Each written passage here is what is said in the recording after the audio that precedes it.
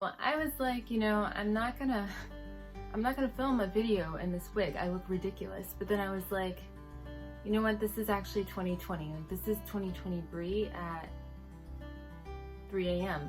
This is Bree in the middle of finals. And so I was like, why don't I just give the viewers a very transparent look at what it looks like to be a first semester PhD student trying to make it through a pandemic. Apparently it comes with purple hair.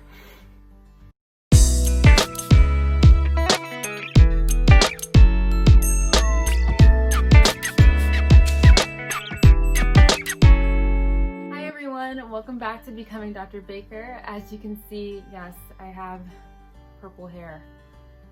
It's a wig, it's gonna come off. My hair is dark and it looks best when it's dark. But I am enjoying this chance to explore within the confines of my home and not having to really go out at all. So I bought a whole bunch of these like random cosplay type wigs and I'm just trying on a bunch of different colors. My brother says I look like an anime character, like an anime wannabe. I just think it's fun. I've always liked different colored hair, so I don't know. I guess that's what 2020 is bringing me. Anyways, it is quite warm. It gives me comfort. It is, it's tight, snug. Makes me feel like I'm wearing a hat, but this is not a wig review, so I'm not going to go into too much detail about it. But I hope you guys are doing well, and I know some of you are probably mad at me because I haven't produced any content in the last like 2 weeks or so. Maybe it's only been a week. I just feel like I'm off schedule and I do apologize for that. But the reason is honestly because I am just so swamped with finals and trying to figure out what my next steps are that I had to kind of excuse YouTube from my weekly schedule and really just focus on things that I needed to be doing. So I appreciate your patience and your flexibility, and I'm ready to rock and roll with this video. And also, thank you for 300 subscribers. I feel great about that. No, I'm like, no really, y'all, like that is super exciting. I try not to pay too much attention to, like subscribers and whatnot, because when I started this, it's not about the subscribers or how many followers or the money or, well, I don't make money, but whatever. It wasn't about that. It was honestly about just like being authentically myself and hoping that that liberates other people and sharing, what I've learned in 23 years with others regarding graduate school or womanhood and developing who you are and just navigating life. So I appreciate it that you all are sticking with me, even though I'm not sticking with my own schedule or hair color. I appreciate you all, and thank you so much for 300 subscribers. Also, I guess you guys are getting like a look into my room, and not really, but this is a part of it, and it's part of it that I don't really show on my YouTube videos at all. So welcome to my room, because this is kind of just like impromptu video filming. I didn't move things around and try and get everything together the way that I usually do. Like, this is really like vulnerable in the midst of finals Bree. So what you came for, you all have submitted your applications, which is so awesome. Like, God, I remember just being in just the thick of having all of these applications. They all have different due dates, so I know some of you are probably still submitting and will continue to submit, maybe even into January. But I know December 1st is really that date that a lot of these PhD applications are due. And so really pat yourself on the back and rest and breathe for a second that they are in, and you don't have to worry about that anymore. And I know it's a weird feeling because you're kind of like, what now? And that's what this video is about. It's about the waiting game, and it's about how, I think people did tell me to like relax and like just everything's out of your control, you can't do anything. But honestly, like patience, one thing I've learned is that patience is a very active thing. It's an active activity. Yeah, but patience is active, and I'm gonna tell you what you should be doing during this time. One thing that I remember the most is how up and down my feelings went once I submitted applications. It's like when you're working on your personal statements It's definitely exhausting and it's overwhelming, but at the same time, you kind of have this level of control that you're able to maintain because, you know, you're actively working on your application. You're perfecting it, you're getting it read by reviewers, and you feel like, you know, you might not feel like you're on top of it, but you do feel like you have some control, you know, writing what you want to write, submitting what you want to submit, and getting your materials together, your application together. But once you submit, all of that goes out the window because then it's just up in the air. You're no longer actively working on writing a statement. You're no longer contacting professors or trying to set things up. You're just waiting and you're just left. And your emotions are going to go through a lot of different ups and downs. So when you submit, you feel super relieved. You're like, yes, I can breathe. And then you're like, I feel good. I feel good about my application. I worked hard on it. But as time passes, you start to get less certain in how good you think your application is.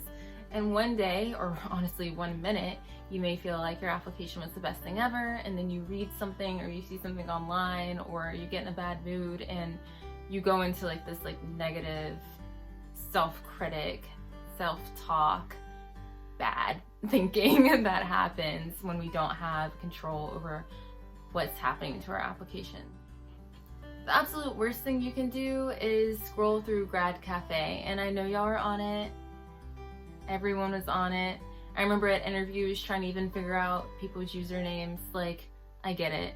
Everyone's posting on there, but Grad Cafe is literally the bane of my existence. It is like the worst site for comparison. I mean, you say that you're gonna go on there and like get information, and then you end up just like reading all the threads and you're like, oh, maybe I should have this, or wow, let's look at that person's stats. Let's try and figure out who this person is. Let's Google them. Let's be a stalker. Okay, that might just be me. But really, it's a dangerous place to be because there are people who are like, hey, I got a perfect GRE score and I've had, 8 years of research experience. Am I good enough? And then you're sitting here like, man, my GRE was crappy. I have 2 years of experience, if that, and I'm not feeling confident now. So I get it. Comparison sucks. So stay off of Grad Cafe. What you should be doing instead is preparing. Preparing solo without the help of Grad Cafe and all of the super hyped up applicants that are on there. No, you should sit back, you should self-reflect, journal, think about the type of researcher or clinician or whatever you want to be through this PhD program. And I know you're like, Bree, like, why would I be thinking about what kind of person I want to be once I have my doctorate or my master's or whatever it is? Like, I am not even in yet. But the thing is, who you want to become is still going to be possible without that label of PhD or master's, doctor, or whatever. You want to think about who that person is because you're committed to becoming that person regardless of what happens in this application cycle. And that's the thing that I was missing the most during my first application cycle, where I was rejected from everywhere that I applied to. I didn't even get an interview. So I was just like waiting and waiting and waiting until like March or April. And then I was like, oh wait, like I really didn't get in. So if I had spent that time like reflecting on like who I wanted to become through the program or whatever, and not basing my entire worth on, like getting this PhD or getting accepted into a program, I feel like I would have been much better off.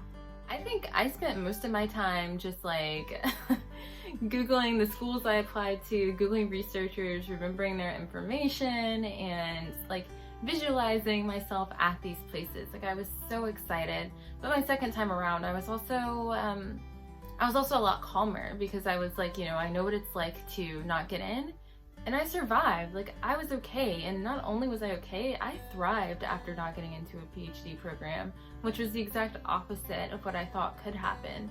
Yes, I had built my whole worth and self-esteem on getting into a program, but at the same time, like, once that was destroyed, I was forced to build like from the foundation, like, who is Bree? What was I hoping to get out of this program? I wanted to get confidence and self-esteem. I wanted to get new friends. I wanted to get research experience and expertise in a field. And all those things I was able to do outside of the ivory tower of academia. taking that time to reflect is going to help you whether you get in or don't get into a PhD program, because you're going to have a solid idea of who you are and what you want, and that in itself is invaluable. And when you're doing that, I think that you should, think of like plan A, plan B, plan C's, plan D's, like all that kind of stuff, because truthfully, my first time around, I didn't have a plan B. I was just like, I'm going to get into a PhD program, and I didn't even think of the possibility that I wouldn't. And I don't mean that from like a conceited way or like thinking that I was like superior or anything like that. I honestly just didn't know. I didn't know how competitive the programs were. I had no idea like what even went to a personal statement or all this stuff. I just thought that, I've been a good student all my life and that would be enough, but it wasn't. So I would spend time, thinking about other options that may fulfill you as much as being in a PhD program. And these things are also good because it's going to prepare you for your interviews as well. Once you have like kind of that idea of like what you want to accomplish, not necessarily like knowing every step of the PhD process or everything in your 5-year plan, but just like knowing the type of impact that you want to make on the world, being able to vocalize that and feeling confident in it, it's going to help you in your interviews. It's going to help you with your overall self-esteem and foundation that is built off of. And just it's going to help you like as you're navigating the world and feeling like you are a boss, because like, I don't know, this whole world is just built off of telling us that we're not enough. And a lot of people pursue PhD programs to kind of like prove that they are good enough.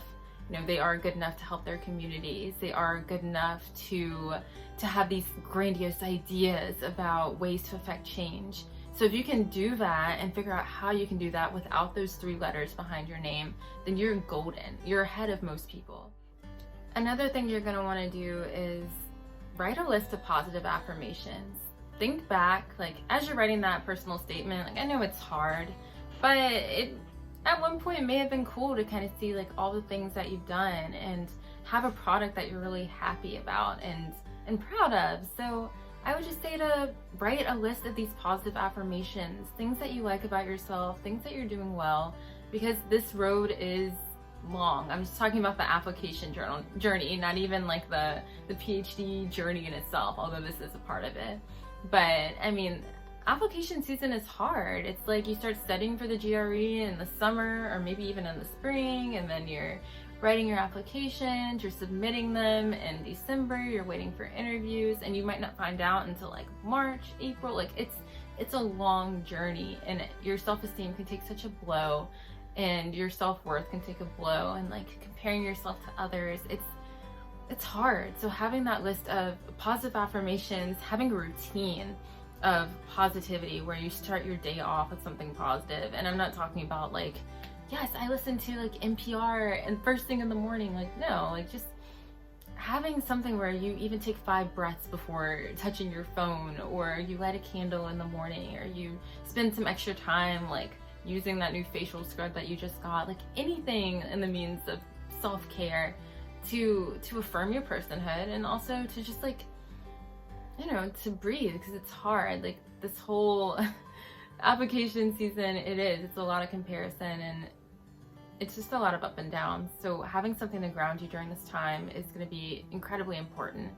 Not to mention that we're in the middle of a pandemic, which you all know. So just, I would really take that to heart. Have a list of affirmations and things that bring you joy, and maybe even a gratitude journal, because it's going to come in handy as you go through these ups and downs of waiting on interviews. I think the last thing that I'll say, and I'm sorry this video is like kind of unorganized and it is really late at night and I don't really know why I started filming tonight, but the last thing I would say is just to have your support system. If you don't have a support system, like honestly, let me know. I'm happy to support you in your PhD process, or just becoming who you are, because the PhD is just such a small fraction of all the great things that you're gonna do and who you are as a person. But have your support system and let them know of your needs. Like for me, no one in my family had like done a PhD or anything, so like they saw me going through the process and how difficult it was applying to these programs that have like 1% to 2% acceptance rates. But just being able to communicate like, hey, this is a really taxing time in my life. I'd really appreciate it if you could be there to support me, you know, or like I know that I'm not being myself. I know that I'm spending a lot of time on this, but really like I just ask that you believe in me and support me. Like I had to have some of those conversations because a lot of the people around me didn't understand like what I was going through. So being able to verbalize that made all the difference, because your friends, your family, they want you to succeed, even if they don't totally like get this PhD thing, like they want you to succeed. And I think that having that open communication with the ones that I leaned on for support, it meant the world to me. And I leaned on so many people during my process. I definitely did not go through it alone, and it's virtually impossible to go through alone. So please, like, have that support system and don't be afraid to use it. All right, well, that's it for this video on the waiting game. I hope it was helpful. Really, it's all just about like keeping that self-esteem in check and like building it now, because interviews will be another blow to that. And I'm like not trying to be negative. I'm just telling you like it is. Like when you're in a group interview with all these other amazing applicants, like you have to be able to stand your ground. And I don't say that like to scare you or anything like that, but I just know how hard it is to enter these spaces where you feel like you don't belong at all. Like my imposter syndrome is so real. I feel like that every day in my program. I'm working on it. My therapist says I'm doing great. But no, like I know how hard it is, and I really just encourage you all to find ways to build yourself up during this time, because it's difficult. It's hard in these streets, for real. But that's it for this video. Thank you all for tuning in to Becoming Dr. Baker, and I will see you all, I hope, next week.